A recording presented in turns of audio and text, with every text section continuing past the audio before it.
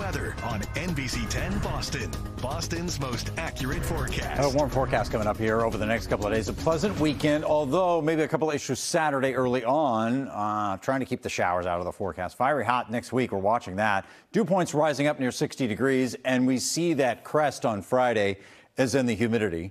And then it comes down on Saturday, and we have a dry day on Sunday before we start to see the heat and the humidity move back in late Monday and Tuesday. There's some heat and humidity tomorrow. In the 80s we go. And ditto for Friday. There's really not much change between the 2 days. Middle 80s should do it. More clouds on Friday, too, as we watch this frontal boundary approach. Now, what's happening is it moves in, and that thunder threat will be present. However, how far east do those storms get? Will they get all the way to the coastline? Some of the storms that form will be strong, and if they become strong, these will be the elements that we're watching. Wind and hail, maybe some flooding if they slow down, too, and they may as they await another weather system offshore that we'll get into in a second. But here's your Friday forecast at noontime. Where are the storms, right? They haven't formed just yet. They'll come together, and maybe a couple roam inside 128 non-severe, but then their line is back here. But watch this. Amherst to Worcester, we're getting hit. But what happens to the line?